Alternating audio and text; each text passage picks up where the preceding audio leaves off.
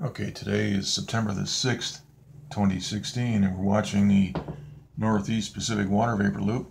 We've got Hurricane Newton, which is formed today. The storm has 90-mile-per-hour winds. It's moving northwest. It's going to run right into Cabo San Lucas, a resort community on the tip of Baja California, right there.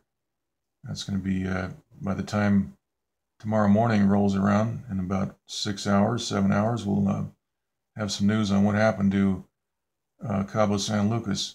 Now notice that there's a blockade of high pressure developing right along this line.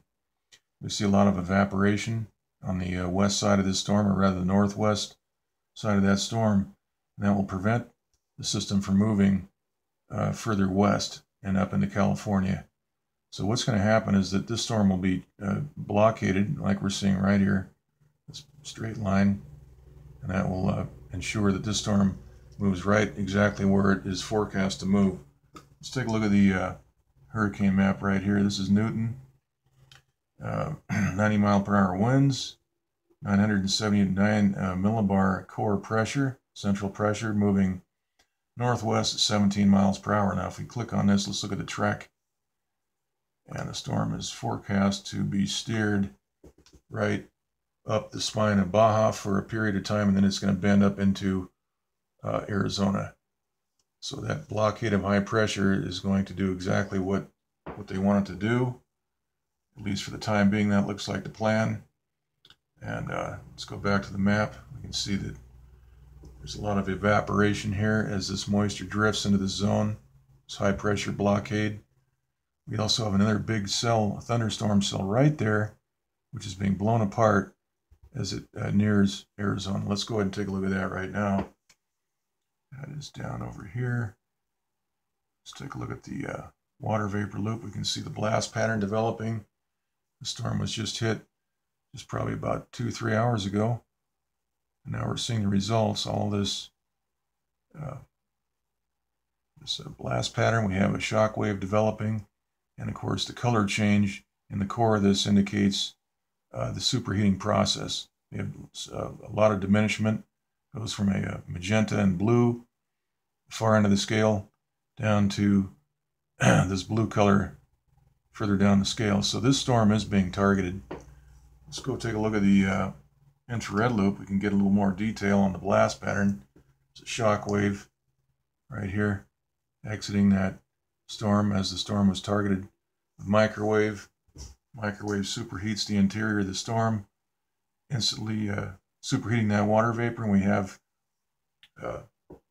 rapidly expanding water vapor, which creates these shock waves.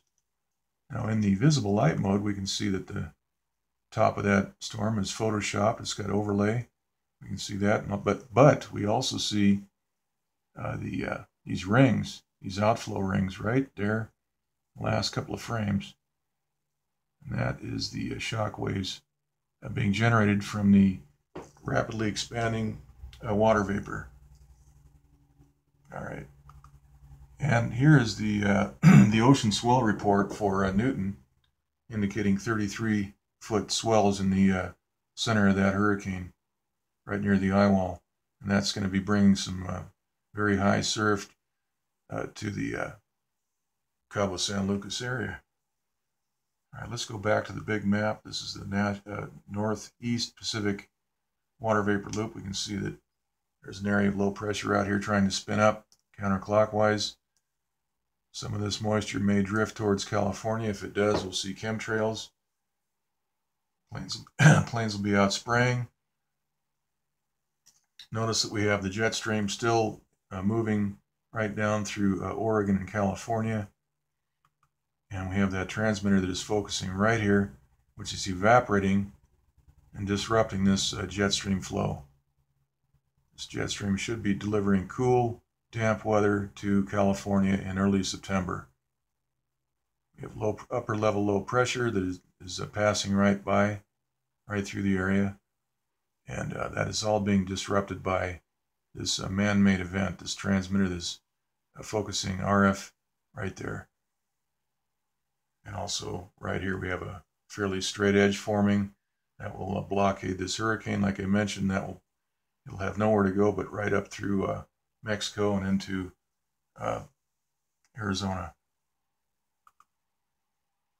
Here's the East Pacific water vapor map. We can get a close look at Newton and the evaporation that's taking place right down in this area. That's the water vapor loop. We can take a look at the visible loop.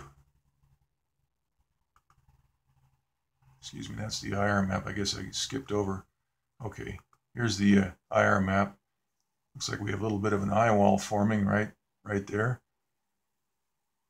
This storm is being targeted with microwave, but it's not been blown apart. For some reason, they're allowing it to run right into Cabo San Lucas.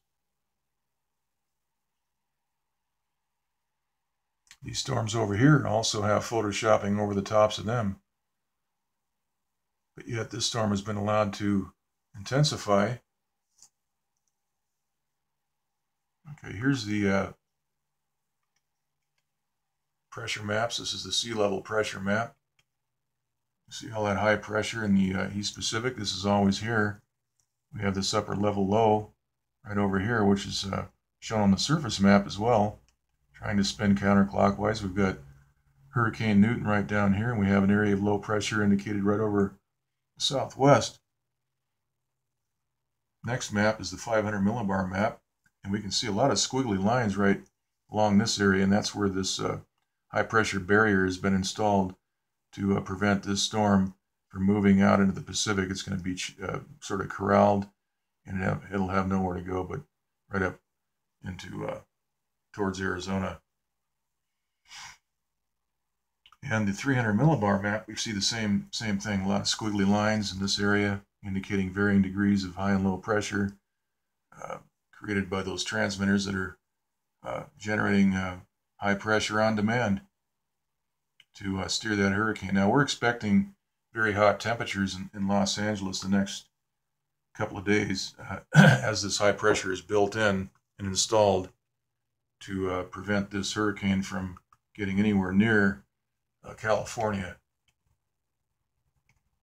So the report tonight on television is that we're expecting 95, 96 degree weather here in Southern California the next two days at least.